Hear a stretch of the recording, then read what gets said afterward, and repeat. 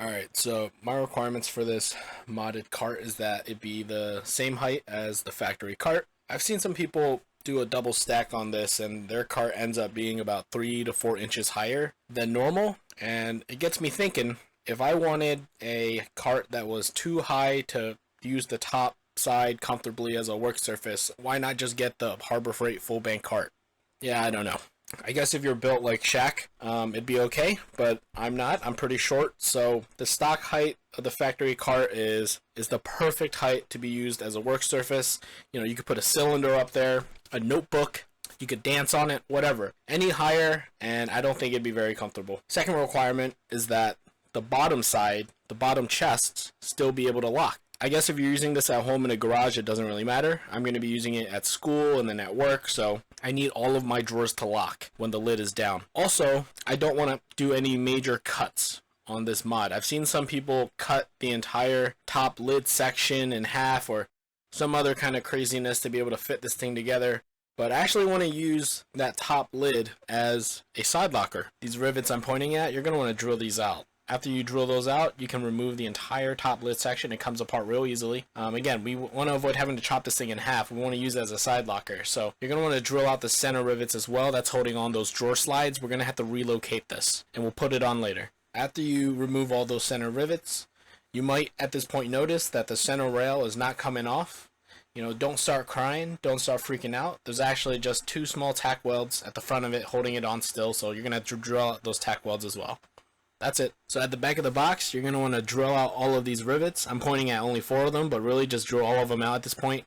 We're going to have to remove this anyway at some point, so you might as well do it now. That's just holding on the locking bar housing, the locking bar itself, and the 2 spring pins that the locking bars rest on. So take them out, and we're going to reinstall them later. Alright, so once all that's done, just pop your lid off and just set it aside. We're going to put it back on later. After the lid is off, this is what the bottom chest looks like. We're going to be using this as the bottom of our toolbox.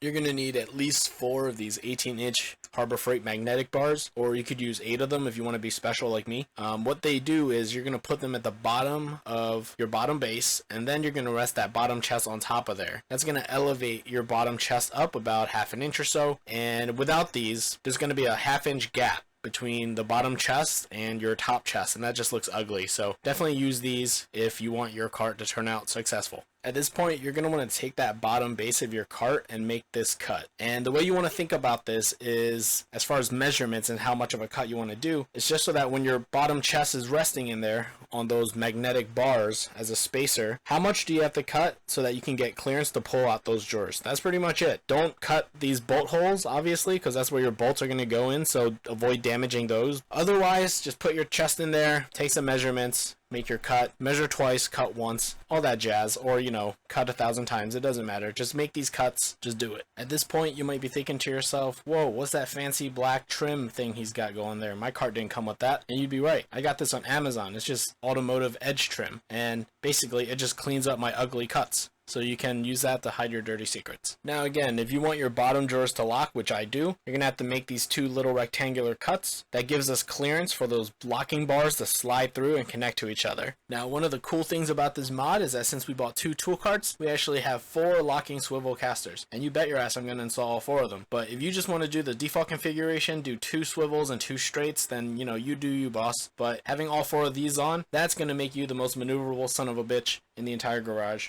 Guaranteed. Now before we continue on with this mod, at this point, drop in your chest, drop in that bottom drawer, open that bottom drawer and make sure that it can open. If it can't, then that probably means you need to do some more cutting. And if you've cut too much at this point, well, you're out of luck. So I don't know what to tell you. 8 magnet bars, baby. Again, if you only have 4, that's totally fine, but I've got 8, so I'm going to use them. Ladies and gentlemen, if you take a look to your left and to your right, you will see the 4 vertical uprights installed. Please follow the included instructions with your Harbor Freight manual. At this point in the process, just like everything else in life, do not overcommit. You just want these nuts and bolts finger tight. You're going to be thinking to yourself, well, this feels a bit too wibbly wobbly, a little bit too loosey goosey. Well, that's what you want. You want to give yourself that wiggle room so that later down the line when you're trying to fit everything together, you're not kicking yourself in the head that you have tightened all the bolts too tight. It's like assembling IKEA furniture. I've begun prepping my side locker for install, so I drilled out some more rivets to remove those side rails to make more room inside. That step's totally optional. I also drilled some new mounting holes on the side, and at this point you should probably start measuring for your liner as well if you're going to have a liner, which you totally should because it looks cool and you can cover up all those bullet holes. I got this one on Amazon, but you can use anything you want. Alright, so I've laid both top and bottom halves of this toolbox on their backs on this table here. Kind of looks like I'm a magician that just sawed something in half, but no, I'm actually just trying to figure out how I'm going to Frankenstein this bitch together. First things first, I'm going to have to remount that center slide rail back onto that top drawer, and I'm going to use that cutoff piece that we cut from that bottom base and reuse that as a support bar. Alright, so I thought this next part of the mod was going to be the most complicated or troublesome, but it actually turned out to be pretty damn simple. To get the locking bars to line up, this is how you want to think about it. If you take a look at the bottom of this top chest here with the lid closed, so the locking bar is in the locking position, there's actually about a 10mm space between the bottom of the bar and the bottom out of the chest, or it would have bottomed out if we hadn't cut those rectangular holes, but you get the point. So essentially all we have to do is recreate that 10mm gap for those locking bars at the bottom chest. If we do that, then all of the locking holes that are in the bar will line up with the hooks that are on the back of our drawers. Bingo bango, you've got working locking bars for all of your drawers. So go ahead and rivet on your center support rail slides right back onto that support bar that we used from that cutoff piece. You might have to do a little bit of cutting, a little bit of drilling, a little bit of riveting, but it's pretty simple. I think you can do it. I'm an idiot and I could do it. Only thing you have to think about really is, drawing your center lines, making it so that that rail isn't too far back, not too far forward, and it's centered. So I went ahead and dropped my bottom chest on top of my top chest, and I'm just going to take my favorite marker and transfer those existing rivet holes onto the underside of the top chest. Alright, I pulled those suckers out of the box and laid them down side to side. I made the appropriate cuts based on those measurements we talked about earlier. Hopefully they were. And I'm gonna cut out some support brackets to link up the top and bottom locking bars using that little piece of offcut. And I'm just gonna cut little thin strips and then rivet them together. And here's what they look like.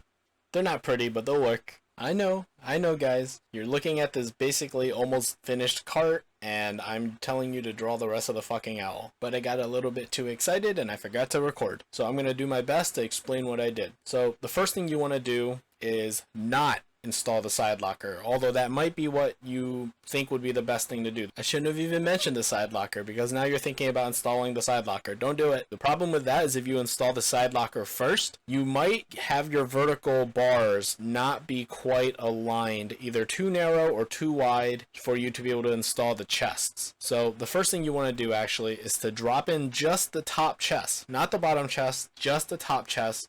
Bolt it in to the corner support brackets temporarily just so that you could square up those vertical supports with the top chest. With that secure, you can then start to mount your side locker, starting with your lower bolts on the lower right corner and the lower left corner. Tighten those and torque them in. After those are tightened and torqued, you can go ahead and pop off your top chest at that point and then torque the bolts on the top right corners and the top left corners of your side locker, and that is your side locker secured and torqued with the support bars squared with that top chest. Now once your side locker is installed, you can go ahead and rivet both your bottom chest and top chest together. You can see I've added more automotive edge trim to the top of the box. That just keeps things quieter in case you slam down the lid, but more importantly, I just think it looks cool. I also added some rubber grommets to these screwdriver holes on top of the box. So here's one side with the grommets, here's the other side without the grommets. And if you want to do both sides, you're going to have to get 2 of these grommet assortment kits. Just one box is only enough to do one side because they don't have enough of the sizes for those holes. So you're going to have to get 2 of those. I also bought a pair of key-to-like tubular cam locks on Amazon to replace the tumblers on both the top lid and the side locker. That way I just have to carry around one key to open both of them rather than carry around 2 different keys and have to guess every single time. And it's like USBs, you never get it right on the first time. You can go ahead and use the factory hook though that comes with the standard lock. Yeah, that's it.